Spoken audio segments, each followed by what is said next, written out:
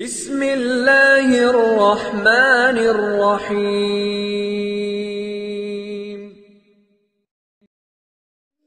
اعوذ باللہ من الشیطان الرجیم بسم اللہ الرحمن الرحیم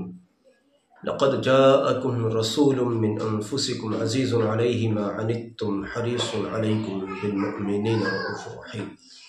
اللہم صلی علی محمد النبی الامی وعلی آلہ وسلم تسلیما۔ عظمت ختم الانبیاء صلی اللہ علیہ وسلم کے اگلے درس کے ساتھ حاضر خدمت ہیں۔ آپ کے علم میں ہے یہ بات کہ حضرت نبی اکرم صلی اللہ علیہ وسلم کی سیرت طیبہ سے متعلق یہ ہمارا درس آتا ہے۔ آپ یقین جانیے نبی صلی اللہ علیہ وسلم کو اپنی مصروفیت بنانا، نبی صلی اللہ علیہ وسلم کو اپنی مشغولی بنانا، نبی صلی اللہ علیہ وسلم کے لیے اپنا وقت فارغ کرنا، نبی صلی اللہ علیہ وسلم کے ذکر مبارک کے لیے اپنے کو خالص کرنا، نبی صلی اللہ علیہ وسلم کی سیرت مبارکہ کا ذکر کرنے یا سننے کے لیے اپنے اوقات میں سے وقت کو نکالنا، یہ ایک بہت عظیم الشان عبادت ہے، اور یہ قرب الہی و قرب رسول ہی علیہ السلام کا ایک بہت اعلیٰ ترین ذریعہ ہے۔ اس لیے میں آپ سے درخواست کرتا رہتا ہوں، آج پھر عرض کرتا ہوں کہ حضرت نبی خدا نبی آخر الزمان صلی اللہ علیہ وسلم کے ذکر مبارک سے متعلق اس درس کے لیے آپ ضروری طور پر وقت نکالا کریں، جیسے آپ نسیم صبح کے لیے وقت نکالتے ہیں، ایسے ہی اس کو پورے اہتمام سے سنا اور دیکھا کریں کہ آخر اس میں ذکر خیر الانام ہوتا ہے، ذکر مبارک نبی اکرم صلی اللہ علیہ وسلم ہوتا ہے۔ کچھ تعجب نہیں ہے حضرت نبی اکرم صلی اللہ علیہ وسلم کے ذکر مبارک کے اس کرنے کو یا سننے کو اللہ رب العزت ہماری ہدایت کا ذریعہ بنا دے، اللہ رب العزت ہماری مغفرت کا ذریعہ بنا دے، اللہ رب العزت ہماری ولایت کا ذریعہ بنا دے، اللہ رب العزت ہم سے عفو و درگزر کا سبب بنا دے۔ کوئی تعجب نہیں ہے۔ کتنے لوگ ہیں، بے شمار لوگ ہیں جن کو نبی صلی اللہ علیہ وسلم کا ذکر مبارک کرنے کی برکت سے ان کو روحانی ترقیاں ملی ہیں، کتنے لوگ ہیں جن کو روحانی تحفے ملے ہیں، کتنے لوگ ہیں جن کو نوازا گیا ہے۔ کون ہیں کہ ذکر رسول صلی اللہ علیہ وسلم کرنے والے لوگ ہیں۔ مجھے بڑی امید ہے، ویسے تو میں خالی دامن ہوں، میرا پروردگار مجھ پر رحم فرما دے، لیکن یہ جو دونوں دروس آتے ہیں نا، نسیم صبح کا پیغام اور یہ عظمت خاتم الانبیاء صلی اللہ علیہ وسلم کے جو دروس آتے ہیں، مجھے ان سے بڑی امید ہے کہ اگر یہ اللہ رب العزت کی بارگاہ عظیمہ میں اگر قبول ہو گئے تو میرا کام بن جائے گا۔ اللہ کرے بن جائے، آپ کہو آمین۔ اور کچھ تعجب نہیں ہے مجھے کہ اللہ رب العزت کا جب فضل ہو جائے تو جو اہتمام سے ذکر رسول صلی اللہ علیہ وسلم کی نسبت پر اس درس کو سنتے ہیں، یا ذکر رسول صلی اللہ علیہ وسلم یعنی درود شریف کی نسبت پر نسیم صبح کو اہتمام سے دیکھتے ہیں، کچھ تعجب نہیں ہے کہ اللہ رب العزت، چونکہ بھئی بنیاد یہ نہیں ہے کہ آپ نسیم صبح دیکھ رہے ہیں، بنیاد یہ ہے کہ آپ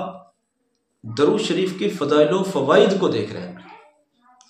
بنیاد یہ نہیں ہے کہ آپ شام والے اس درس کو دیکھ رہے ہیں، بلکہ بنیاد یہ ہے کہ اس میں ذکر خیر الانام صلی اللہ علیہ وسلم ہوتا ہے اور آپ اس نسبت پر اس کو دیکھ رہے ہیں، بنیاد یہ ہے۔ کچھ تعجب نہیں ہے، اللہ رب العزت فضل فرما کر اس نسبت پر دیکھنے کی وجہ سے ہمارے لیے مغفرت کی سوغات عطا فرمائے۔ آپ کو اشکال ہوگا کہ یہ کیا بات کر رہے ہو، میں اس کے لیے ایک بہت معقول دلیل بھی رکھتا ہوں، جہاں اور بہت ساری دلیلیں ہوں گی علماء کے پاس، علماء محقق ہوتے ہیں، علماء صاحبان علم ہوتے ہیں، میں تو طالب علم ہوں، علماء کے پیروں کی خاک ہوں، بس اس سے آگے میری کوئی حیثیت نہیں ہے، علماء کے پیروں کی خاک ہوں، طالب علم ہوں، بہت ادنا سا، بہت حقیر فقیر سا، گناہ گار سا طالب علم ہوں۔ ایک مرتبہ میں نے شاید پہلے بتایا تھا کہ ایک مرتبہ حج کے ایام میں لائیو حج دیکھ رہا تھا، کئی دن دیکھا میں نے، کسی نے خواب میں آ کے مجھ سے کہا کہ نبی صلی اللہ علیہ وسلم مسکرا رہے ہیں۔ میں نے کہا مسکرانے کی وجہ کہ تم جو حج میں اس قدر جو محبت کا اظہار کر رہے ہو نا، اس وجہ سے مسکرا رہے ہیں۔ حالانکہ میں کیا کر رہا تھا، میں لائیو دیکھ رہا تھا، بس کئی سال کی بات ہوئی۔ کس لیے دیکھ رہا تھا؟ حج جیسا فریضہ ہے، امت مسلمہ حج جیسے عظیم الشان فریضے کے لیے وہاں جمع ہے، میں بھی محبت کے ساتھ دیکھ رہا تھا۔ اس پر مجھے یہ انعام ملا، کئی سال کی بات ہوئی، حج کے ایام تھے، لائیو دیکھ رہا تھا میں۔ تو کچھ تعجب نہیں ہے، آپ ذکر خیر الانام صلی اللہ علیہ وسلم پر مبنی اس درس کو دیکھیں، یا درود شریف کی فضائل و فوائد اس کے مشاہدات پر مبنی نسیم صبح کو دیکھیں، کچھ تعجب نہیں ہے کہ اللہ رب العزت اس کی برکت سے آپ کا بھی اور مجھ حقیر فقیر گنہگار طالب علم کا بھی آپ کی دعاؤں کی برکت سے بیڑا پار لگا دے۔ میں نے کہیں پڑھا تھا شاید، یا کہاں نگاہ سے گزرا تھا، کہ ایک بزرگ نے خواب میں، ان کو پریشانی یہ تھی کہ پتہ نہیں اللہ مجھ سے خوش ہے یا نہیں، انہیں بڑی تشویش تھی کہ اللہ مجھ سے خوش ہے یا نہیں، کیا کروں، کیسے معلوم ہو کہ اللہ مجھ سے خوش ہے یا ناراض ہے۔ کہتے ہیں کہ انہوں نے خواب میں دیکھا، ان کو بتایا گیا کہ اللہ آپ سے خوش ہے۔ انہوں نے جاننا چاہا کہ اس کا سبب کیا ہے۔ کہتے ہیں کہ آپ نے اپنے دور طالب علمی میں اللہ رب العزت کی ذات والا صفات کی حمد و ثنا سے متعلق، وحدانیت سے متعلق، اللہ کی حمد و ثنا سے متعلق ایک کتاب لکھی تھی، جو کہ شائع بھی نہیں ہوئی تھی، اس کی طباعت نہیں ہو سکی تھی، اس کی نقل، اس کی کاپی نہیں ہو سکی تھی جو پہلے نقل ہوتی تھی۔ وہ آپ کی مغفرت کا اور اللہ کی خوشنودی کا سبب ہے۔ اب جب یہ بیدار ہوئے تو انہوں نے بہت ذہن دوڑایا کہ یار میں نے کون سی کتاب لکھی تھی، ان کو یاد نہیں آتا، لیکن پھر بڑا ذہن دوڑانے کے بعد ان کو یاد آیا کہ ہاں میں نے اپنے دور طالب علمی میں ایک کتاب لکھی تھی جو کہ غیر مطبوعہ تھی، غیر مطبوعہ ہے اس خواب تک بھی، بعد میں پتہ نہیں، چھپی نہیں، نقلیں نہیں ہوئی اس کی، کہیں الماری میں دبی ہوئی رکھی تھی جس کو یہ بھول بھی گئے۔ ان کو یاد آیا کہ ہاں میں نے کتاب لکھی تھی جو مطبوعہ بھی نہیں ہے، چھپی بھی نہیں ہے، نشر بھی نہیں ہوئی ہے، اس کی کوئی طباعت نہیں ہوئی، لکھ کر الماری میں رکھ دی گئی، وہ ذریعہ بن رہی ہے مغفرت کا۔ تو الحمدللہ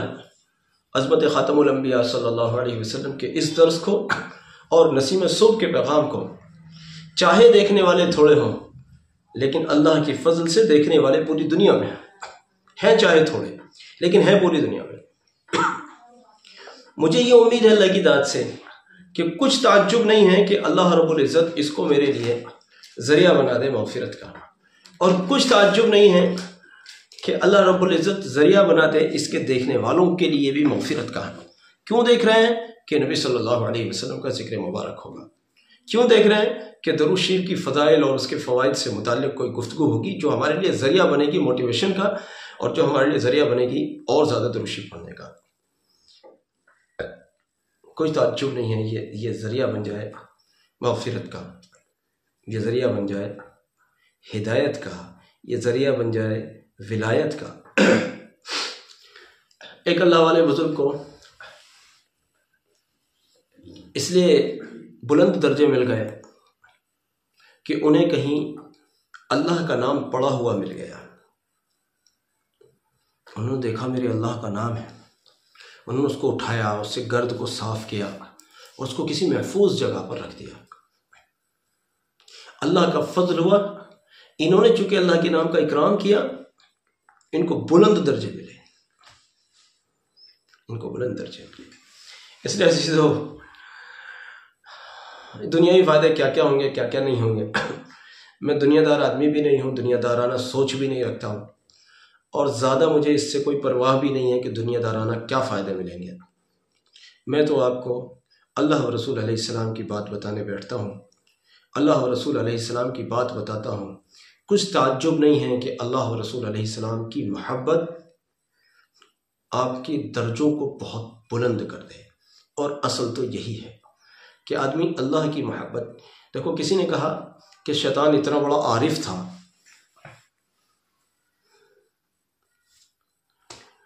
کہ وہ معلم الملکوت تھا،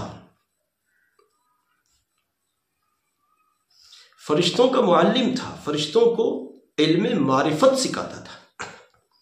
پھر گمراہ ہو گیا۔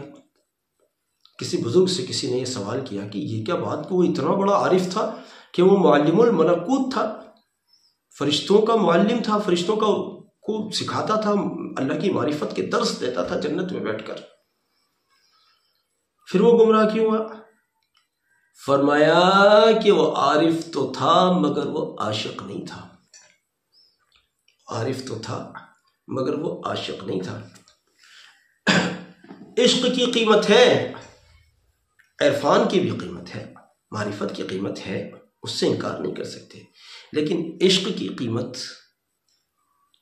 کا انکار نہیں کیا جا سکتا۔ اس لیے دوستو،